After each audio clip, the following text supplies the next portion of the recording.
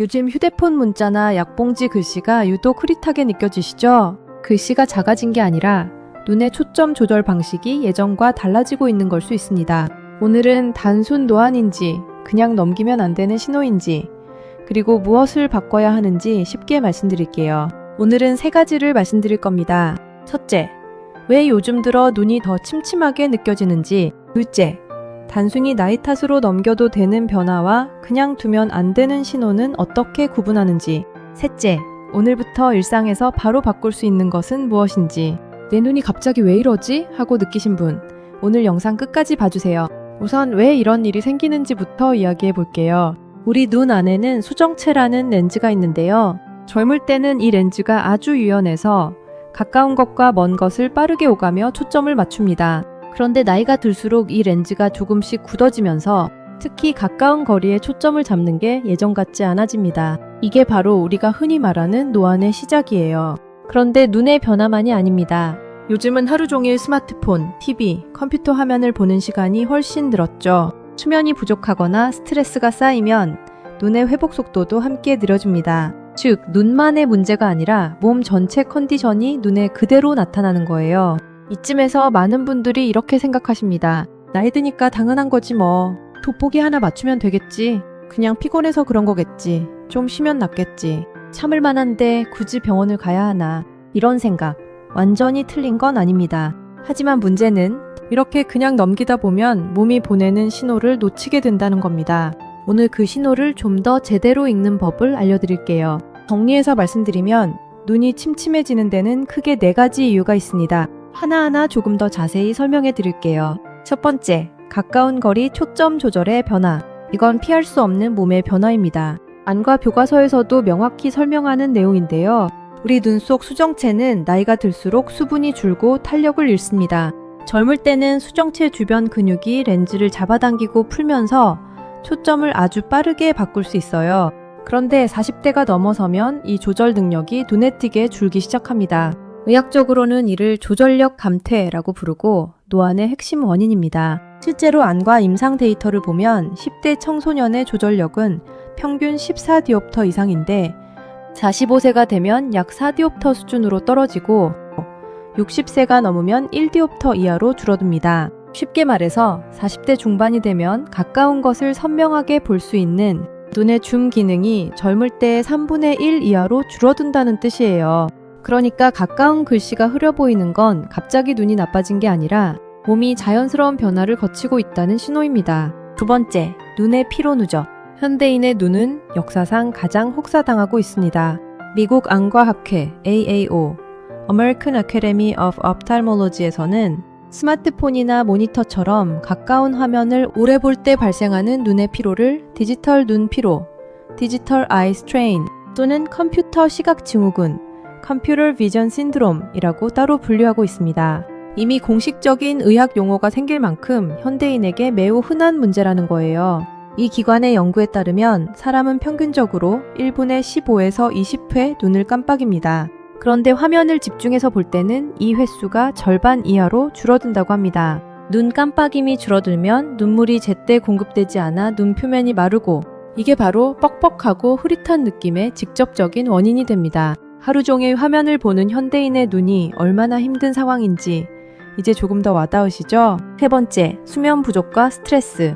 눈은 뇌와 직접 연결된 기관입니다. 많은 분들이 잘 모르시는 사실이 있는데요. 눈은 뇌의 일부가 바깥으로 뻗어나온 기관입니다. 신경학적으로도 시신경은 뇌신경과 직접 연결되어 있어요. 그래서 뇌가 피곤하면 눈도 함께 피곤해집니다. 수면 중에는 눈물샘이 회복되고 낮 동안 혹사당한 눈 근육이 이완되며 시각 정보를 처리하는 뇌 영역도 쉬어갑니다. 그런데 수면이 부족하거나 만성 스트레스 상태가 되면 이 회복 과정이 충분히 이루어지지 않습니다.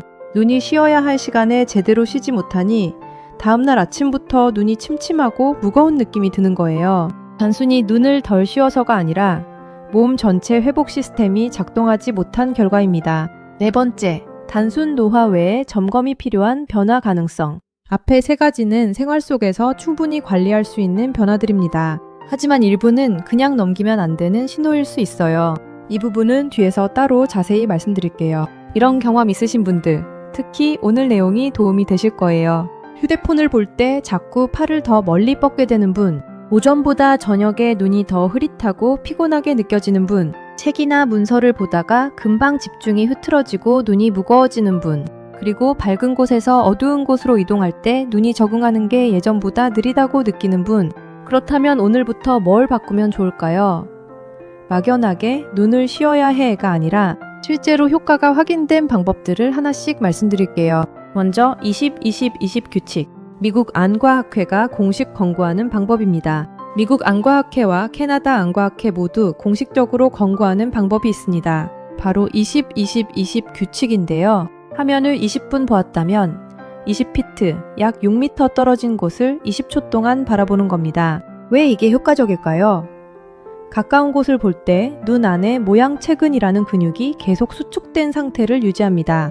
이 상태가 오래 지속되면 근육이 굳고 이게 눈의 피로와 흐릿한 느낌으로 이어지는 거예요. 6m 이상 먼 곳을 바라보면 이 근육이 완전히 이완됩니다. 즉 20-20-20 규칙은 눈 근육의 긴장을 주기적으로 풀어주는 스트레칭인 셈입니다. 스마트폰 화면에 타이머를 설정해 두거나 알람 앱을 활용하시면 습관으로 만들기 훨씬 쉽습니다. 아, 이거 내 얘기네 하고 느끼셨다면 눈만의 문제가 아니라 몸 전체의 변화를 같이 살펴봐야 할 시점입니다. 다음은 화면 밝기, 조명 거리. 작은 조정이 눈의 부담을 절반으로 줄입니다. 안경사나 안과의사들이 공통으로 강조하는 3가지 환경 요소가 있습니다. 첫째, 화면 밝기는 주변 환경과 비슷하게 맞추세요. 어두운 방에서 밝은 화면을 보면 동공이 계속 빛을 조절하느라 과부하가 걸립니다. 반대로 밝은 낮에 화면이 너무 어두우면 눈이 화면을 찾느라 더 힘들어지고요. 둘째, 화면과 눈 사이 거리는 최소 40에서 50cm 이상을 유지하세요. 스마트폰을 눈 가까이 붙이는 습관이 있다면 지금 바로 조금만 멀리 해보세요. 거리가 조금만 늘어도 눈의 조절 부담이 확연히 줄어듭니다. 셋째, 화면의 블루라이트 차단 모드를 활용하세요. 블루라이트 자체가 눈을 손상시킨다는 과학적 근거는 아직 논란이 있습니다만 취침 전 블루라이트 노출을 줄이면 수면의 질이 개선되고 결과적으로 눈의 회복에도 도움이 된다는 것은 여러 연구에서 확인된 사실입니다. 그리고 의식적인 눈 깜빡임과 눈 주변 온찜질, 앞서 화면을 볼 때 눈 깜빡임이 절반 이하로 줄어든다고 말씀드렸죠? 그래서 화면을 보는 동안 의식적으로 눈을 자주 깜빡여주는 것만으로도 눈의 건조함과 피로감이 줄어들 수 있습니다. 처음엔 어색하지만 금방 습관이 됩니다. 저녁에 눈이 특히 피곤할 때는 따뜻한 수건을 눈 위에 5에서 10분 올려놓는 온찜질도 효과적입니다. 눈꺼풀 안쪽에 있는 기름샘, 즉 마이봄샘의 분비를 도와 눈물의 질을 높이고 눈 표면을 보호하는 데 도움이 됩니다. 안과에서도 안구건조증 관리 방법으로 공식적으로 권고하는 방법이에요.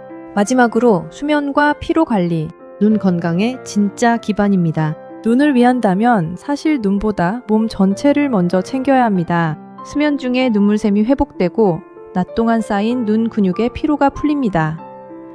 수면의 질을 높이는 것, 과도한 야간 화면 사용을 줄이는 것, 이 2가지만 지켜도 다음날 아침 눈의 상태가 달라집니다. 그러나 반복된다면 참지 말고 점검받기가 가장 중요합니다. 이런 노력을 해도 계속 불편하다면 참는 것보다 점검받는 것이 훨씬 현명합니다. 불편함이 반복된다는 건 몸이 조금 더 적극적인 관심을 요청하는 신호일 수 있으니까요. 노력해도 나아지지 않거나 이런 증상이 있다면 꼭 한번 점검을 받아보세요. 갑자기, 특히 한쪽 눈에서만 시야가 흐려지는 경우, 눈앞에서 번쩍이는 빛이 보이거나 검은 점이나 커튼이 드리운 것 같은 느낌이 드는 경우, 눈이 아프거나 두통이 함께 오는 경우, 그리고 아주 짧은 시간 안에 변화가 빠르게 진행되는 경우, 이런 증상들은 단순한 노화나 피로와는 다를 수 있습니다. 조기에 확인하는 것이 훨씬 중요합니다. 불편해도 참는 게 미덕이 아닌, 불편하면 살피는 게 지혜입니다. 오늘 내용을 한 줄로 정리하면 이겁니다. 눈이 침침한 건 흔한 일이지만 그냥 넘길 일만은 아닙니다. 나이 탓만도 아니고 피곤해서 그런 것만도 아닐 수 있어요. 내 몸이 변화하고 있다는 신호를 먼저 이해하고 버티기보다 조절하고 관리하는 쪽으로 방향을 바꿔보세요.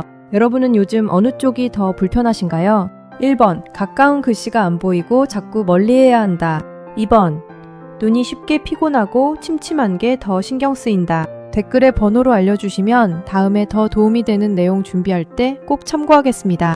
그리고 다음 달 6월 첫째 주에는 조금 다른 고민을 가져올게요. 분명히 알고 있었는데 왜 자꾸 깜빡하지? 요즘 기억력 때문에 답답하신 분들, 인생학교. 다음 영상도 꼭 챙겨보세요. 감사합니다.